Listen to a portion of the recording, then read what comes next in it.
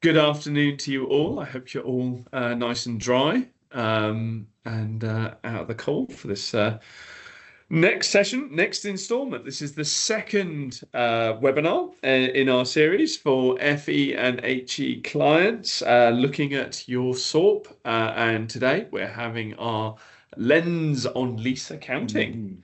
For those of you who missed the first one, it was on revenue recognition. That will be up on our website in due course, and I'll give you the link to that. But today, as I said, it's for lease accounting.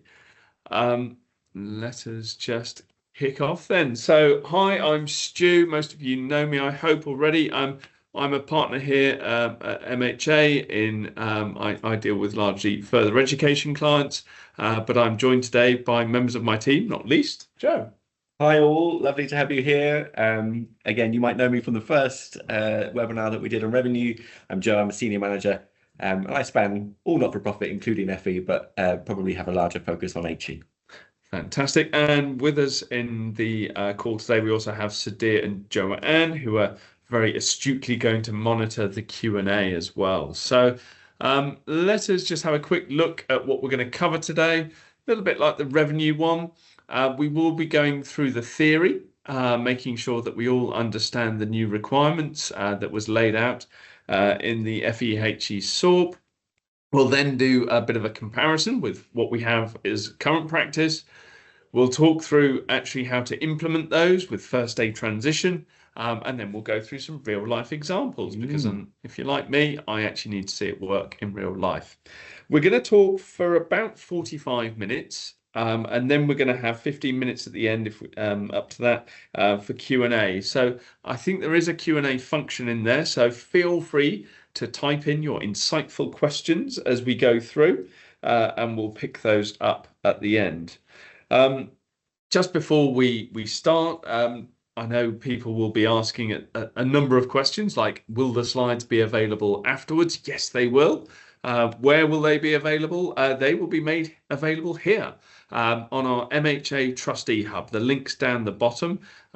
Give us a week or so just to do a little bit of editing, airbrushing. I'm sure that maybe no airbrushing is needed actually for us two beautiful individuals. But yeah, give us a week or two just to get some editing in there, and it'll be up on our Trustee Hub alongside a wealth of other information that goes then there. And for those of you who are interested in the charity SORP, there's already stuff out there. The next question you're probably going to ask yourself is, when does this come into force? We will be covering that in more detail, but it is for accounting periods on or after the 1st of January 2026. So for colleges out there, that is your July 27 year end. But as everybody knows, your first day of accounting period will be the 1st of August 26 this year. And there'll be lots of interesting things that you might want to start doing in preparation for that. We are aware that this is a diverse webinar because we are talking to multiple types of institutions. Further education colleges and higher education institutions, because it is the FEHE SORP. We are aware of that, so we will be pointing out nuances as we go through. So I think I've covered all of the admin. Joe, tell me if I haven't. If not, we will crack into your bit on leases. Thank you very much, Stuart. Yeah, I thought, as Stu said at the beginning, we're going to start with that understanding the new requirements and comparing them with current practice. And again, what's actually changed between the two SORPs? On the surface, very little. It's still section 14. It's still called leases, but do not be deceived. The number of pages that section now includes has jumped up from a rather meager 1 in the 2019 SORP to a mind-boggling 9 in the 2026 SORP. So yeah, there is quite a lot of change to cover. And before we do that, let's just badmouth the 2019 SORP a little bit, shall we? I didn't think it was that useful when it came to leases. It mainly signpost FRS 102.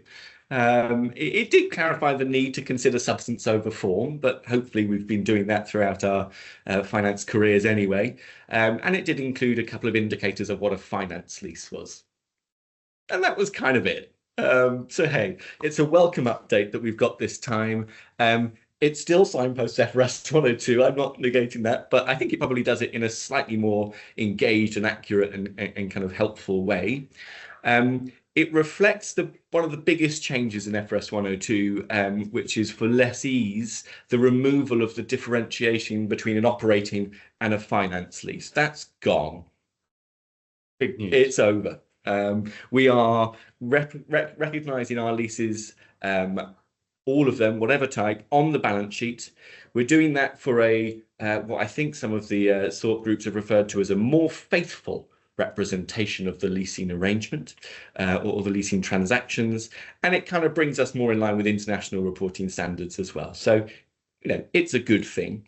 But I think the key 4 points, and the ones that we're going to go over in this session that the SORP has changed, it is taking the user through the steps of identifying a lease. Now that it's not operating or finance for lessees, it's just how to identify what a lease is and how do we determine its length or its term.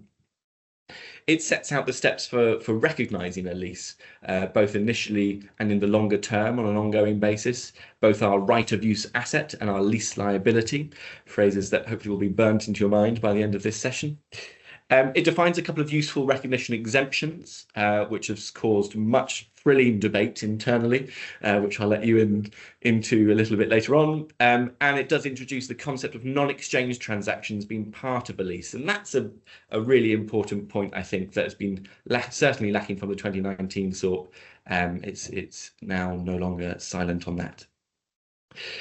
As well as those key 4 points, which we're going to go through in detail, there are specific sections now in the 2026 SORP about lessor accounting.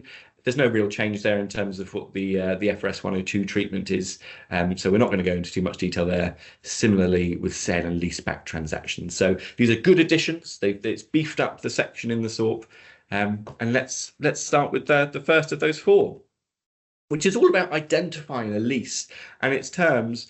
And I think the important thing to note here is that the SORP's making it really clear that a lease can be part of a contract, or a lease is a contract. So really, we're starting at the contract.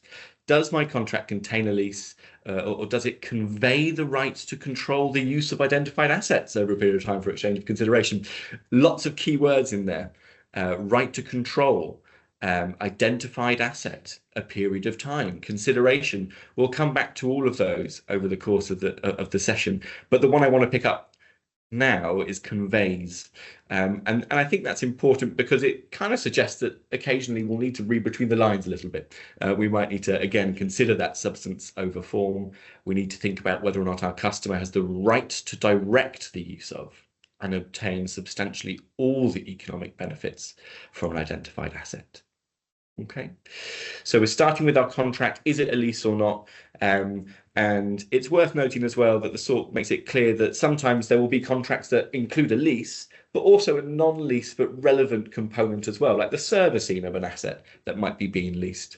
Thankfully, the SORP allows you, FRS 102 allows the decision maker to use a bit of judgment and decide whether or not they want to treat those components of the same contract separately or bundle them together and just treat them as one big lease. For all our visual learners out there, our friends at the Universities UK, as part of their role on the FEHE SORP board, have produced a really useful help pack all about leases for lessees, and there's a useful little flow chart that they've got in there all about determining whether or not our contract is or contains a lease. Have a little look through there. It again touches on some of those keywords that I just mentioned. Yeah, a helpful resource to know about. Links just at the bottom. So we've identified our lease. We now need to think about the lease term. And in very simple terms, it begins at our commencement date, which is the date on which that asset is available for us to use. And it certainly includes any periods that are covered by rent-free clauses in our agreement. But it's our non-cancelable period that the lease term is fundamentally based on. But we build on that. We build on that with any options to extend the lease that the lessee might have, so long as it's reasonably certain it will do that. And it includes any periods covered with the option to terminate the lease so long as it's reasonably certain that the lessee won't do that. So we've got some kind of components of our lease that we need to add all together. You certainly need to make sure that you're again kind of confident about the details of that contract, of that lease. And hey, not to look like too much of a plagiarizer, but our friends at UUK have again created another useful little diagram here, which kind of sets it out in a bit more of a detailed way than I just did, a bit more sophisticated. But what I really like about this diagram is that it highlights the reasonably certain test. It's that point about the enforceable option. I've got the right to extend. I've got the right to terminate early after a certain date, perhaps. Every institution, further or higher education, will need to be documenting that test and that assessment really clearly and revisiting it regularly throughout the lease. Okay, so we know what our lease is. We've identified the term, hopefully. Now it's time to get some numbers in there. We need to start thinking about recognizing a lease and our initial measurement. And right from that commencement date, we need to identify a right of use asset and a lease liability. And how do we recognize those two components of our lease? Our right of use asset is recognized at its cost, and the lease liability is measured at the present value of the lease payments. On the surface, again, quite straightforward. Of course, there are lots and lots of things to consider within there. And I've detailed just at the bottom of this slide 3 of the kind of main considerations. The first, I'm going to start in the middle, is about discounting. That's probably the most significant component that we need to consider here, because it's those lease payments that need to be discounted to calculate that present value of our lease liability. And again, the SORP reflects FRS 102 is quite prescriptive in how we discount that, what discount rate we use. We have to start with an interest rate that's implicit in the lease, if there is one. There might not always be one. So if there isn't, then we need to go to the next rung of our ladder. We need to consider the incremental or the obtainable borrowing rate. So again, these are the kind of similar terms, discounted or not, to acquire a similar asset. Again, lots of judgment involved in there. But failing that, if we can't reasonably get to that rate, we can default and think about what interest rate our institution gets on deposits and use that. But again, that's a judgment that needs to be documented really clearly. Jumping to the left, we also need to consider lease incentives. So this might be a rent-free period, perhaps, and these will reduce the lease payments that get made. So they'll certainly be included in the calculation of our lease liability, and thus they'll be reflected in the cost of our right of use asset as well. So make sure you don't forget about those if they feature in your lease agreement. I've also noted dilapidations as well, because these will form part of your cost of your right of use asset, but importantly, they don't form part of your lease liability. There is a liability associated with dilapidations, of course, the cost of bringing your asset back into the condition it was when you first took it on, if that's so included contractually in your lease agreement, but you recognize that liability as a provision instead of your lease liability. Okay, so a bit of work to do there on our initial measurement. Subsequently, going forward, it gets quite simple and formulaic, I think. But again, there's judgment in there as well, so don't rest on your laurels. For our right of use asset, we apply the cost model. So that will be cost less any accumulated depreciation and any accumulated impairment losses as well. Our lease liability, well, that will get reassessed throughout the year, and at the year end, it will be increased by the interest. That's where our discount factor, our interest rate comes in really, really useful. And it's decreased by the lease payment actually made.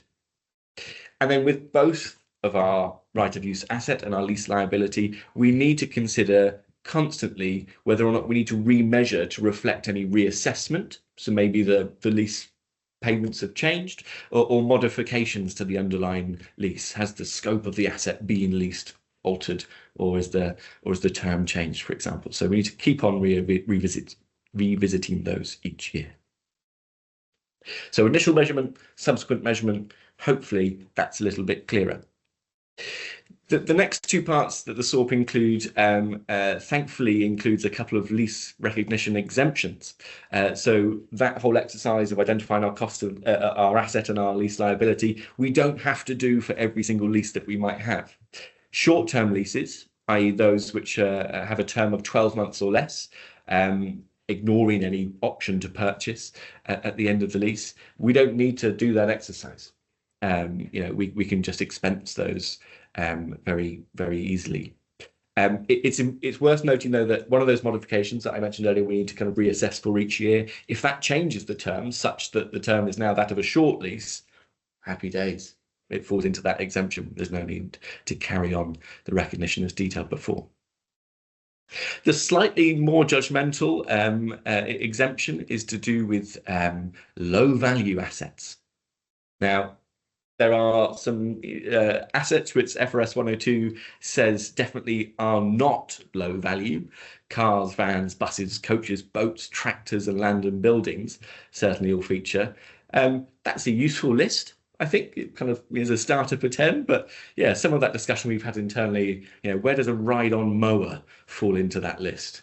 Well, it's certainly not a car. It's certainly not a bus or a van, is it? It's not a tractor. It's similar to a tractor. Yeah. Who knows? There's judgment involved. There's certainly judgment. The list of assets that are low value as well is expanded a little bit, though not as clearly. FRS 102 says that assets which you can use and benefit from by themselves, alone, kind of independently from other assets, they could be considered low value leases, low value assets.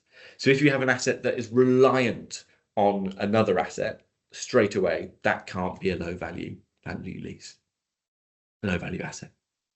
And finally, it's important to think about the value of our assets in absolute terms. We are not thinking about the size of the lease payment when considering the value of the assets that we are leasing. We're not considering materiality in this instance. We need to think kind of asset by asset, whether or not it's low value. So 2 handy exemptions there. I think the big hitter for me, or the one that I get most excited about, or thankful that the SORP has finally spoken about, is leases which include non-exchange transactions. And we alluded to this a little bit in our revenue recognition webinar a couple of weeks ago. But there are kind of 2 instances of this. The first is a social donation lease, and that's where payments being made to your lessor are below the market rate that would otherwise be attached to that asset, but it's higher than a peppercorn rate, i.e. the lessor, the landlord, is making some kind of discount or social contribution. And so in some ways, the institution itself needs to think about what the intentions of the lessor are. Do you actually know that when you're entering a lease? If you're renting a photocopier, you might not have that much engagement with your lessor, but actually if you're renting a new facility or a new location perhaps, then you do know exactly what your lessor is offering you. So a bit of detective work sometimes maybe needs to happen there. But there is a value to that discount which needs to be recognized as income, as revenue. It's the non-exchange component of that lease. That's what we need to recognize. Interestingly, that income is included in the cost of our right of use asset. And so our liability will be of a very different value to our asset, and they will change differently over time. So you will have a difference there, and it's important to kind of factor that into financial planning and reporting, as Stu will talk about shortly. The other example of that non-exchange transaction is a peppercorn lease. So one where consideration is nominal, minimal. Hey, pay me £1 for the next 10 years, and you get that asset. What the SORP does really clearly, I think, is highlight the fact that actually that probably doesn't meet the definition of a lease. We've detailed it there. We spoke about it earlier. It's in exchange for consideration, and actually £1, a nominal amount, it's arguably not consideration. And so at that point, we forget about leases altogether. And we go back to our other SORP sections. We go back to 17 or 18. We think about, is this, a non-exchange transaction from a government grant? Is this just a straight up non-exchange transaction? We need to think about valuing what we're receiving at the value to the institution. So that's the price that the institution estimates it would have paid on the open market for that service or facility. So 2 really useful additions there, I think, that kind of bring home, I think, matters which have been around in the sector for a while, but with a lot more clarity. There are 4 steps that I said we would go through. Stu, I think it's back to you to think about implementation. Yes. So as I mentioned there at the beginning, and thanks for that, Joe, I think that's really comprehensive. I mentioned here that this SORP applies for accounting periods beginning on or after the 1st of January 26. So, hey, we're in it right now. We are. And so some of you might be thinking, okay, well, actually, how do I transition? How do I implement these new regimes? Because as Joe said, my operating versus finance lease distinctions disappeared.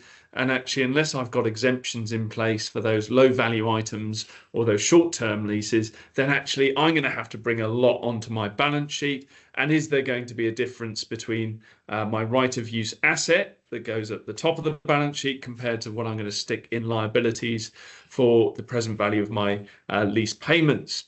And how do I go about doing that? This is it's quite an interesting approach that they've adopted. And so what we have is on transition, you're going to apply what's called a modified retrospective approach.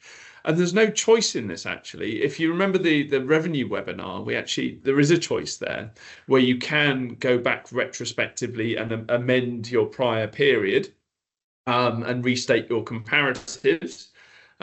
Or you can use a modified retrospective approach for revenue. In leases, there is no choice. You have to use this modified retrospective approach. And what that means is you will not restate your comparatives. What you do is you look at all of your leases at your implementation date, which, as I mentioned there, for FE colleges will be the 1st of August 26.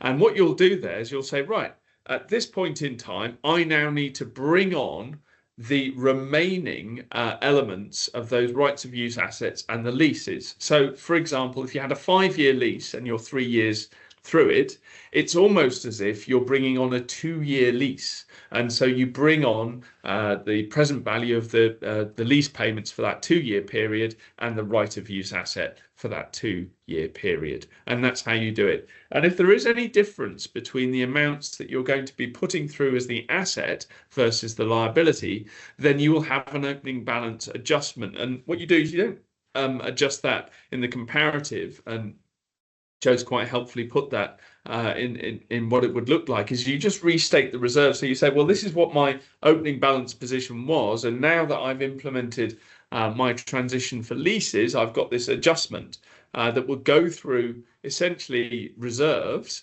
and therefore I will now have a restated opening balance period, and off I go with my leases.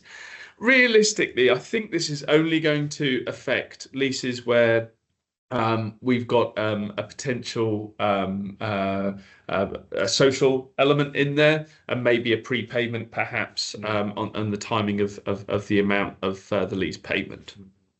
So very rare we're expecting that to happen. So what do we need to do? This just in a bit more detail. We really need to go through and look at our leases that are previously classified as operating leases, and look at that point in time on our date of initial application when we first apply this new SORP, and then we bring in the present value of those remaining discounted lease payments. We'll recognise that right of use asset, which arguably will probably be equal to the lease liability, plus or minus any prepaid or accrued lease payments. Consider whether we actually have a social donation in there. And as Joe mentioned, sometimes you have to look at the intention of the lessor on that one, and potentially consider any impairment. And then for low value leases, well, actually, we don't need to do anything because there's the exemption on that one. And then just for a final bit, for those who are thinking, well, you talked about operating leases, Stu and Joe, but what about finance leases that I previously had as finance leases? Well, actually, you don't need to do anything, because in theory, you should have been accounting for those appropriately as it stands already. So before we go through our worked examples, what might you like to do straight after this call? Yeah. Because presumably you'll be sitting there thinking, crikey, there's an awful lot to do.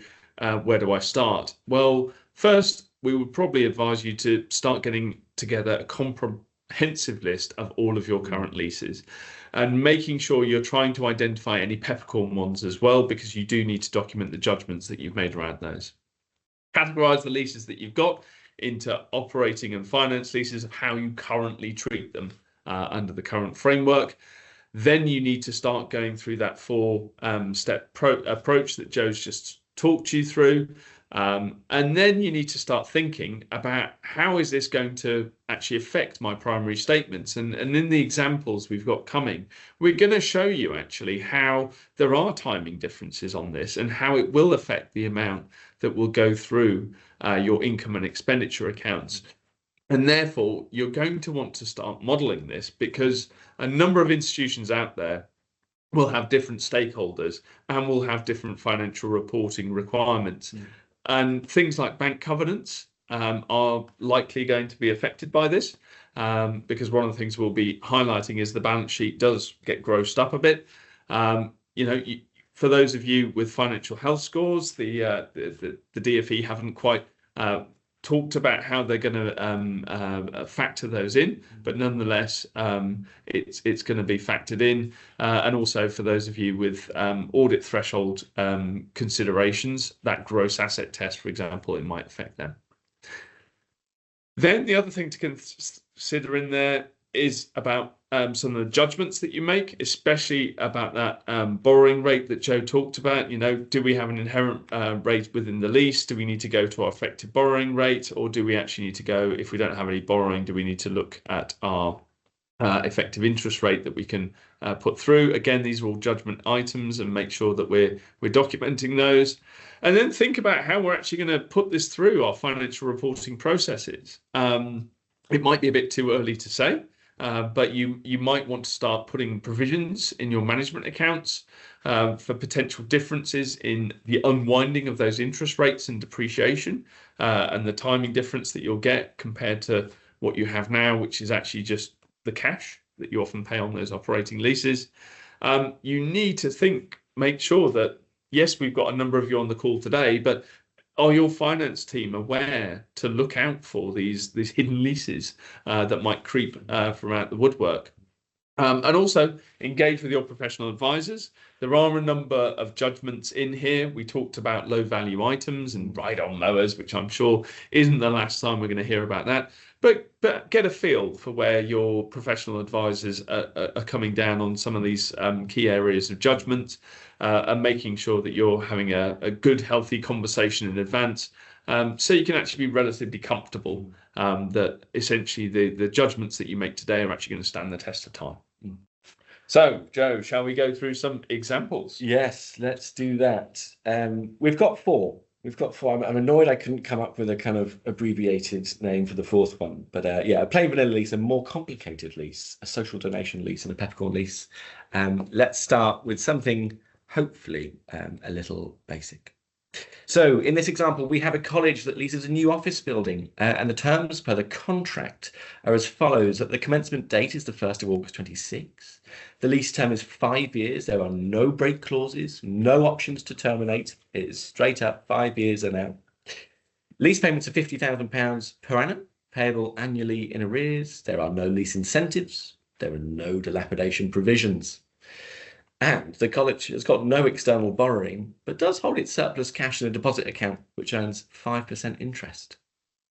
So some key facts there. We've done one of those exercises that Stu was suggesting perhaps we might want to do sooner rather than later. We've got the key information here. Let's calculate. I'm going to suggest we start with the lease liability because it's the more mathsy one.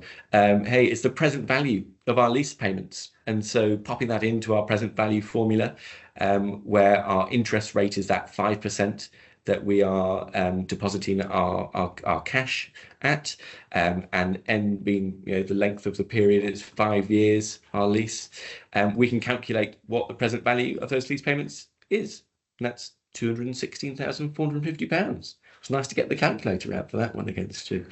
And hey-ho, because there's no evidence of social donation or anything otherwise in this lease, our right of use asset also is £216,450. It's the same. Nice, simple debit and credit. Thank you very much. Subsequently, we need to start thinking about these two elements of our lease differently. So our right of use asset, it's an asset.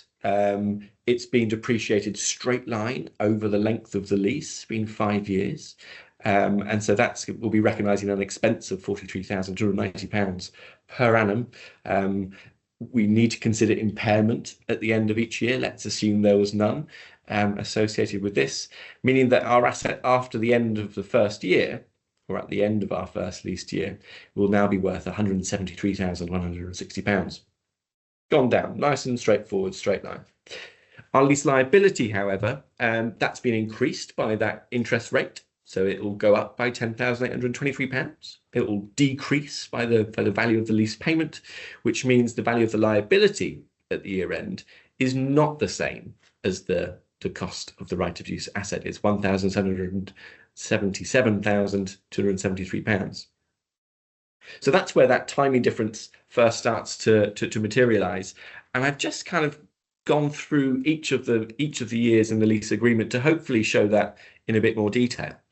It shows that our liabilities at the bottom there are greater than the assets, right from the off all the way through to the finishing line. That is highlighting the difference between calculating straight line depreciation versus the unwinding of our present value.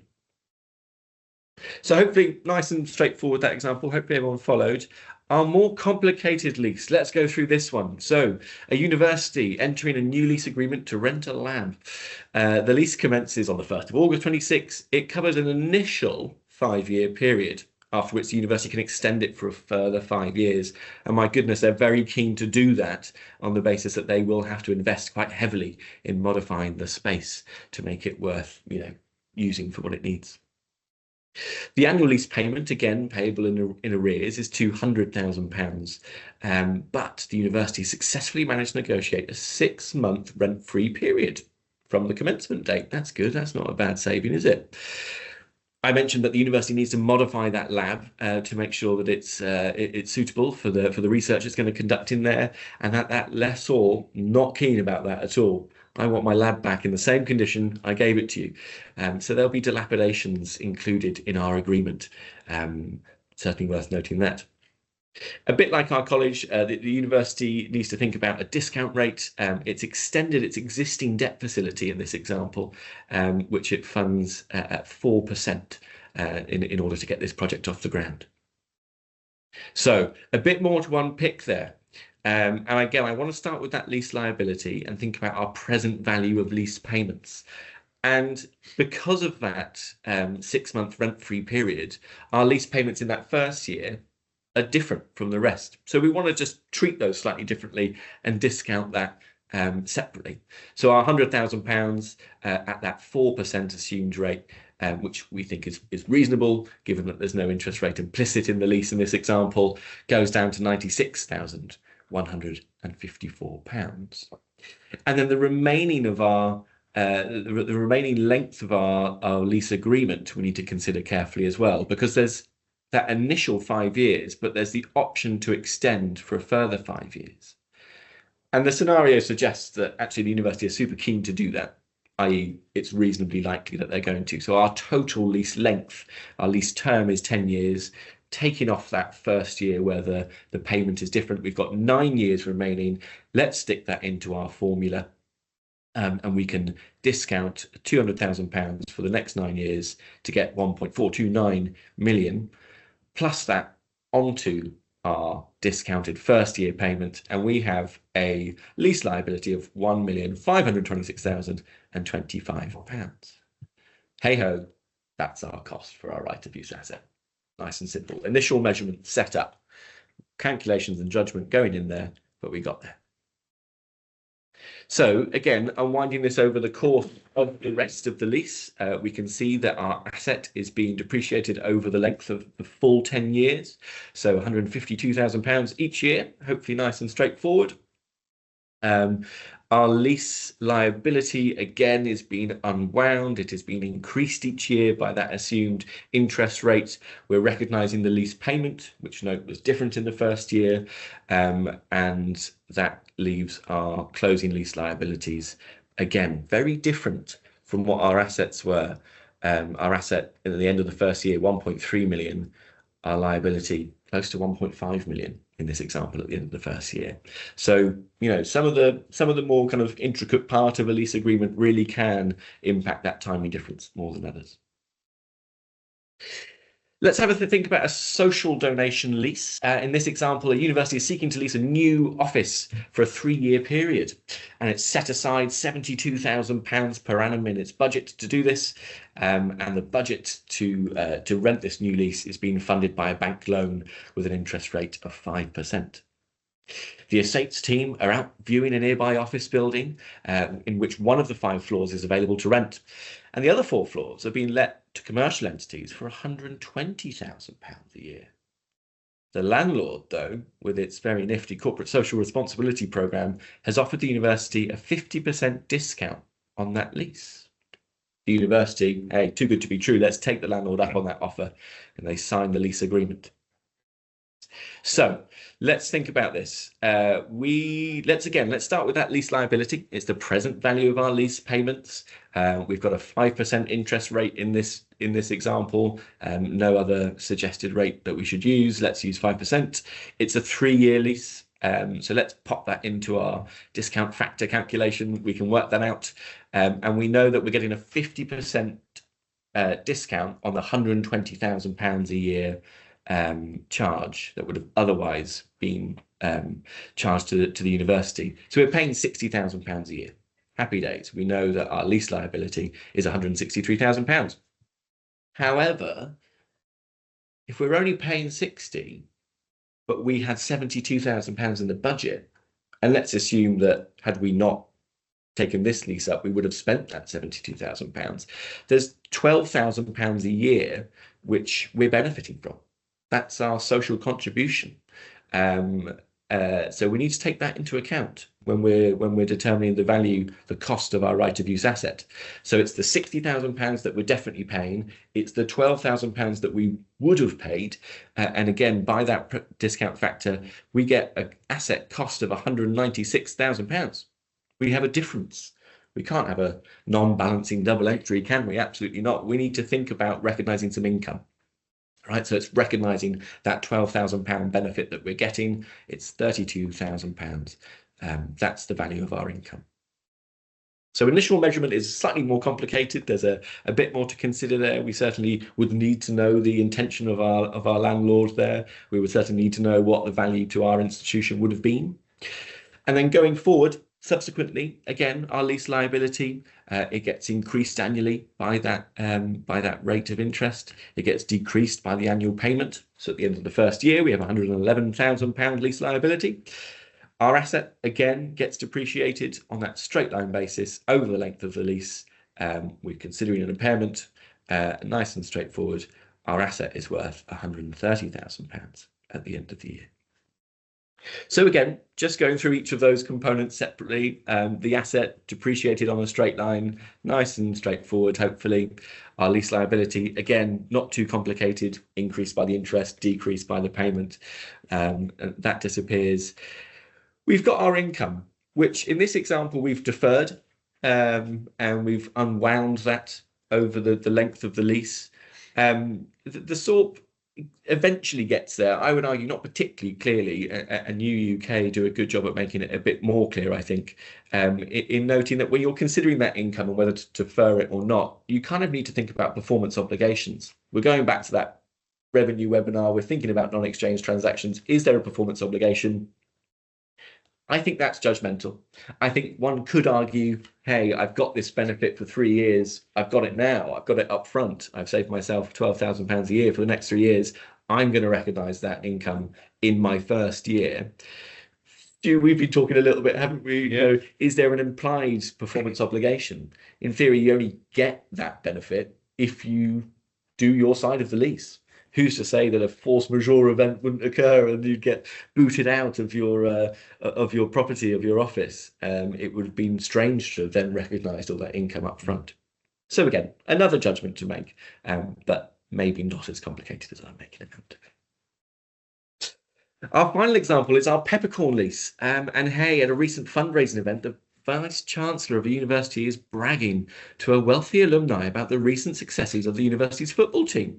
The vice chancellor explains that she wishes to develop further teams. They want A, Bs, and Cs, so that the university, could show off a bit more. It needs to develop new training pitches, though, to do that. And she thinks that she can find £200,000 in the annual budget for the foreseeable future to rent some land, and 100 grand to develop that land into state-of-the-art training facilities. It just so happens that our alumni is a wealthy, philanthropic, local landowner and a big football fan, and offers to lease the university some land from their company's stock. Happy days. It would benefit the company's corporate social responsibility program.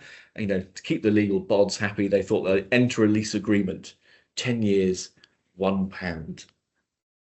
Now, hopefully everyone's clocked that ain't a lease. That doesn't meet the definition of the lease. That £1 is nominal, right? It's hardly consideration. And so, like we said earlier, let's forget about leases at this stage. Let's go to section 18 of our non-exchange transaction. This is a donated facility. So we need to measure that at the value to our institution. And that's the price that we would have paid, or estimated that we would have paid on the open market, which the scenario again details is that arguably £200,000 that the Vice Chancellor had found in the annual budget for the foreseeable future.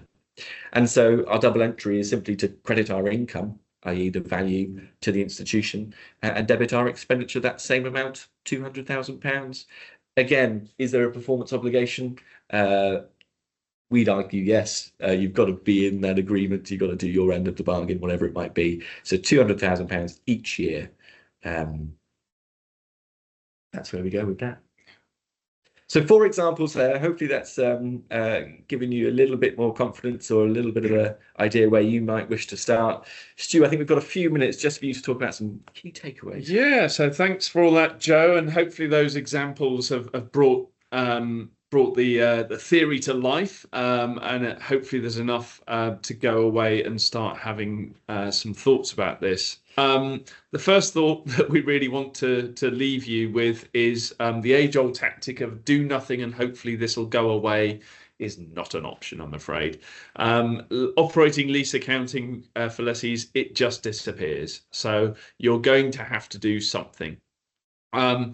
Next one is just think about what's going to happen to your balance sheet. Joe's modeled there in a number of scenarios how not only your assets are going to start getting pumped up, but there is this difference between the assets and liabilities, which you do need to start modeling.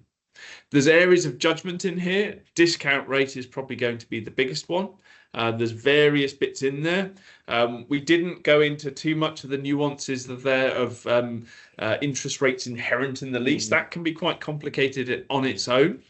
So we kept things a bit simple today, but there are various options open to institutions in there for how to set the discount rate.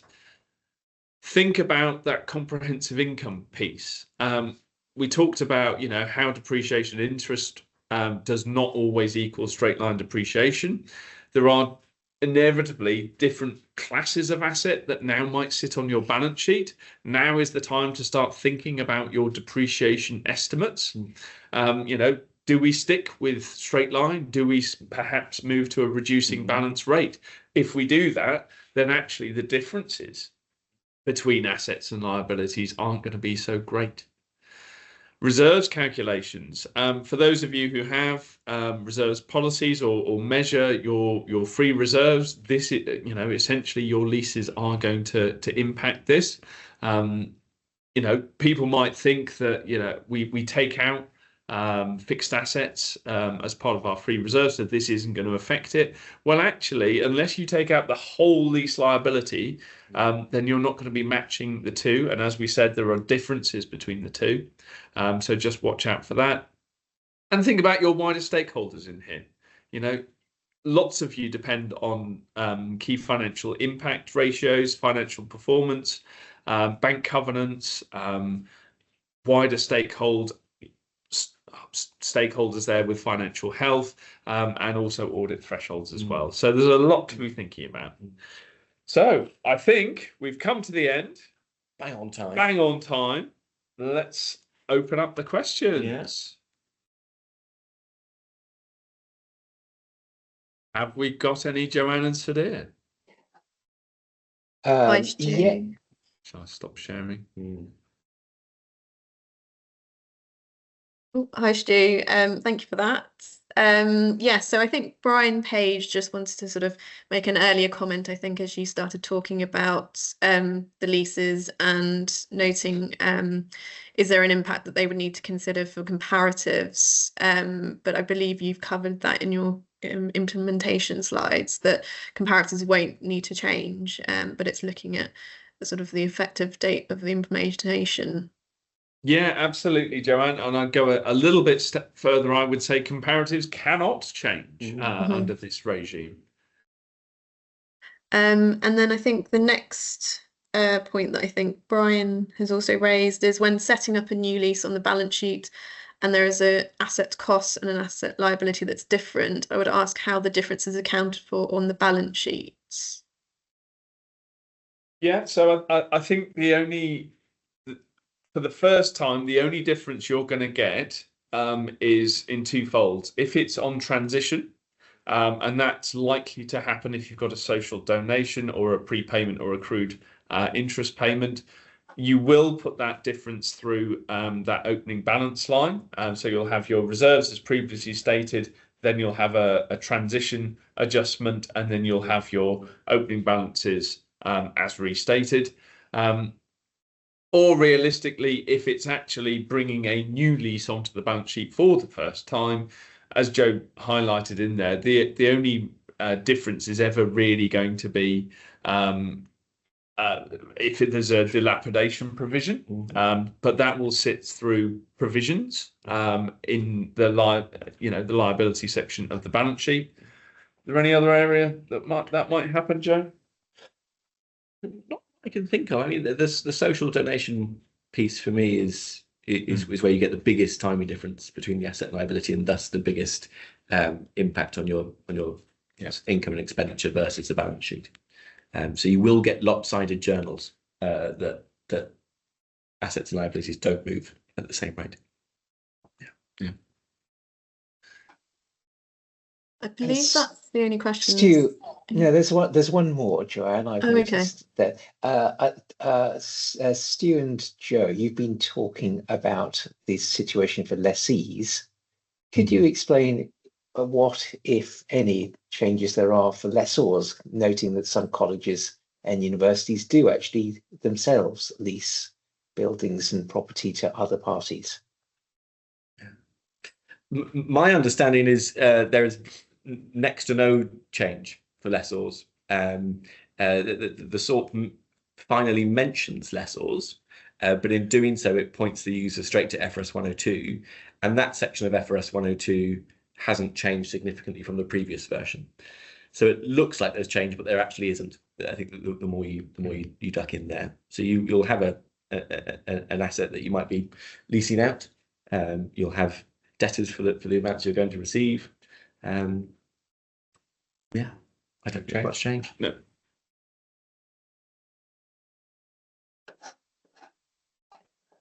I think then there aren't any further questions, actually. There you go. Yeah, well, everybody's understood, happy, ready. Content. Yeah, excellent. Fantastic.